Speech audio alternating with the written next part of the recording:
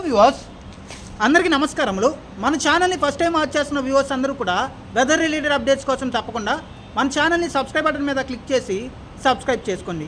ఎందుకంటే మన ఛానల్ని మీరు సబ్స్క్రైబ్ చేసుకుంటే మన ఛానల్లో వచ్చే వెదర్ అప్డేట్స్ అనేవి సమాచారం అనేది మీకు త్వరగా వేగంగా వచ్చే అవకాశం అయితే ఉంది. నాపై మీరు కురిపిస్తున్న అభిమానానికి, మన ఛానల్పై మీరు చూపిస్తున్న ఆదరణకు నా హృదయపూర్వక కృతజ్ఞతలు.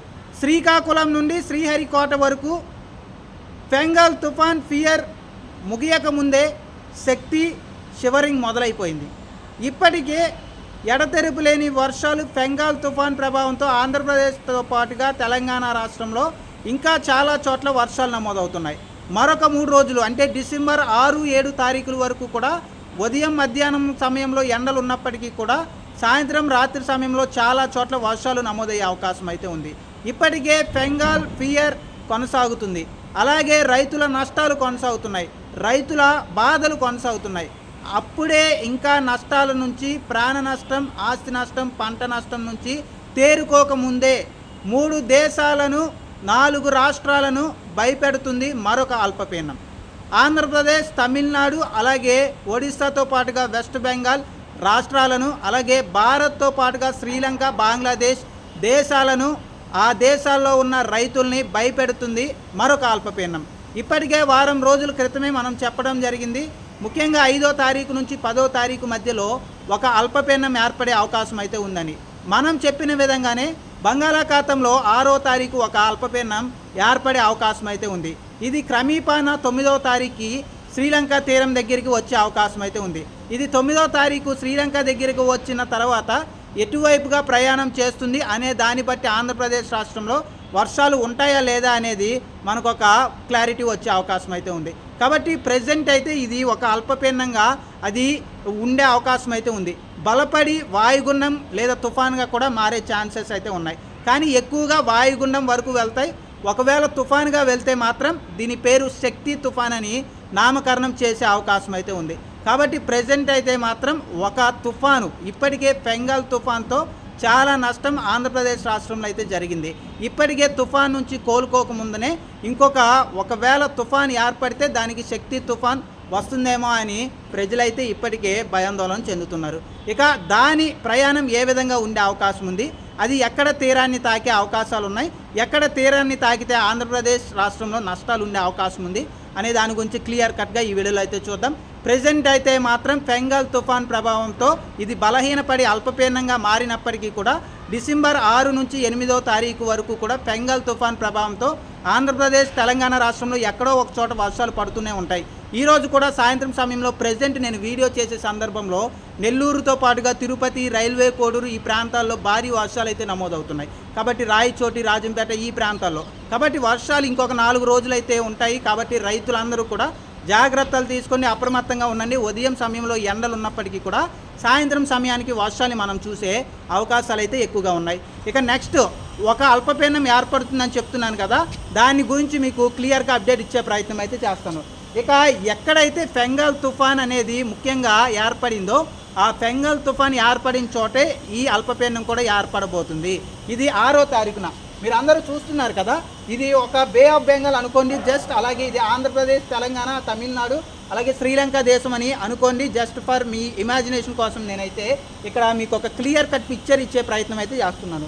ఇక్కడ 6వ తారీఖు మనకి చూసుకుంటే ఏదైతే మనకి ఫెంగల్ తుఫాన్ ఏర్పడిందో ఆ ప్రదేశంలో 6వ తారీఖున ఒక ఉపరితల ఆవర్తనం ఏర్పడే అవకాశం అయితే ఉంది.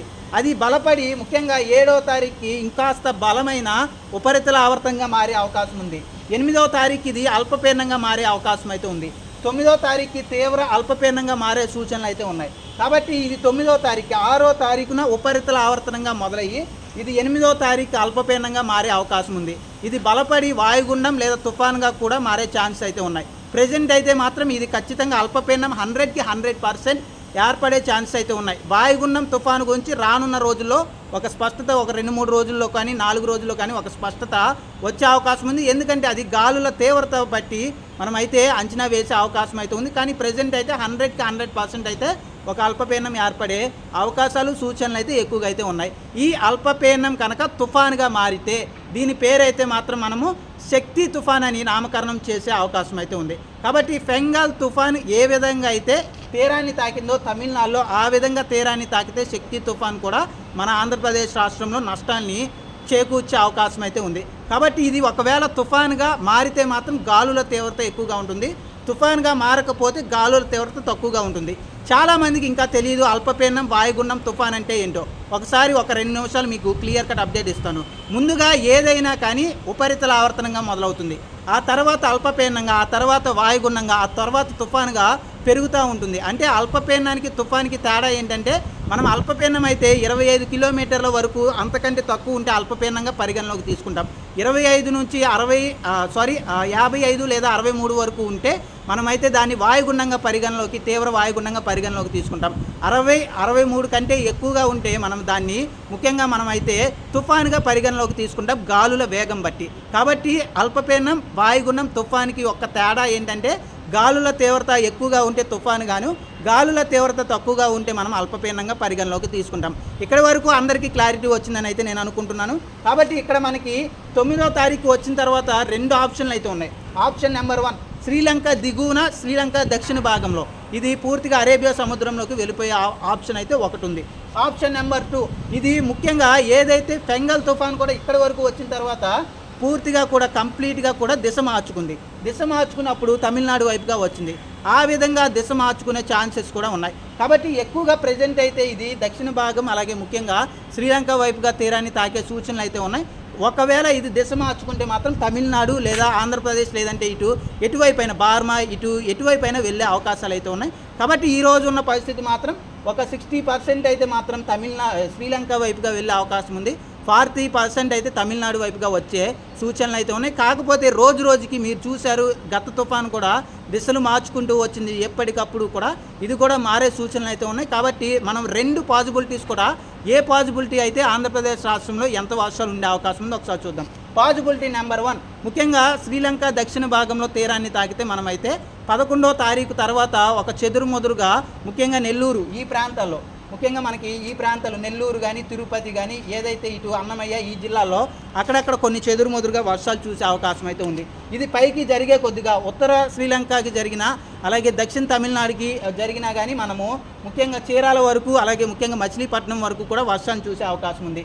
ఇది ఒకవేళ పాండిచేరి వైపుగా వస్తే ఇప్పుడు ఏ విధంగా అయితే ఫెంగల్ తుఫాన్ అంటే ఆప్షన్ నెంబర్ 2 పాండిచేరి, చెన్నై, నాగైపట్నం ఈ ప్రాంతాల్లో ఎక్కడ తీరాన్ని తాకినా కానీ ఇది కంప్లీట్గా మనకి ఫెంగల్ తుఫాన్ ప్రభావంతో ఏ విధంగా వర్షాలు నమోదవుతున్నాయో చాలా చోట్ల నెల్లూరు కానీ, తిరుపతి కానీ, అన్నమయ్య కానీ, అలాగే మిగిలిన జిల్లాలు ఉత్తరాంధ్ర, మధ్యాంధ్ర, సముద్ర తీర ప్రాంతాల్లో ఏ విధంగా వర్షాలు నమోదవుతున్నాయో ఆ విధంగా వర్షాలు నమోదయ్యే అవకాశాలు అయితే ఉన్నాయి. కాబట్టి ఇది ఎటువైపున తీరాన్ని తాకే అవకాశం ఉంది అనేది ఇంకా స్పష్టత అయితే లేదు.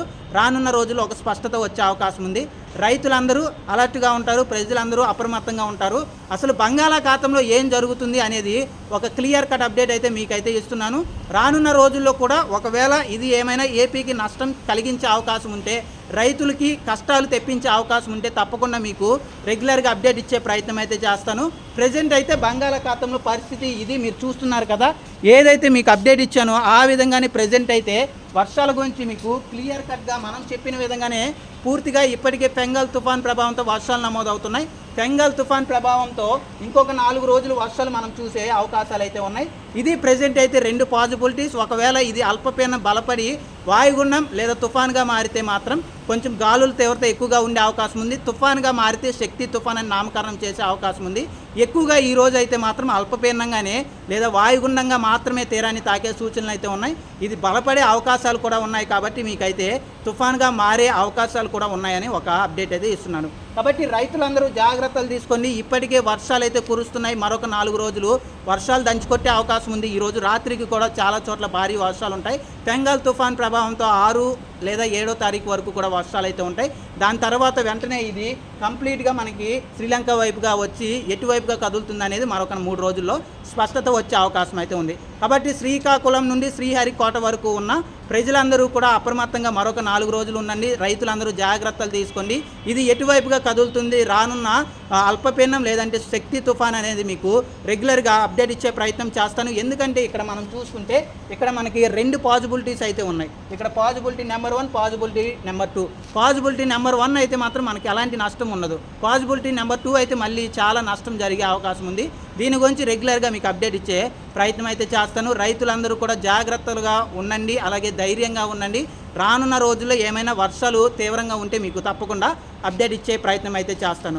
నాపై మీరు కురిపిస్తున్న అభిమానానికి, మన ఛానల్పై మీరు చూపిస్తున్న ఆదరణకు నా హృదయపూర్వక కృతజ్ఞతలు. నా శక్తికి మించి కూడా మీకు నష్టం తగ్గించే ప్రయత్నం అయితే గత 15-20 రోజులుగా బెంగాల్ తుఫాన్ ప్రభావంతో ప్రతి రైతుకి కూడా నష్టం తగ్గించే ప్రయత్నం చేయటం అయితే జరిగింది. రానున్న రోజుల్లో కూడా వర్షాలు పడే అవకాశం ఉంటే తప్పకుండా మీకు ఇంకాస్త వేగంగా మెరుగ్గా అప్డేట్ ఇచ్చే ప్రయత్నం అయితే చేస్తాను. మన ఛానల్ని మొదటిసారి చూస్తున్న ప్రతి ఒక్కరూ కూడా వెదర్ అప్డేట్స్ కోసం సబ్స్క్రైబ్ బటన్ మీద క్లిక్ చేసి సబ్స్క్రైబ్ చేసుకోండి. థ్యాంక్ యూ అండి.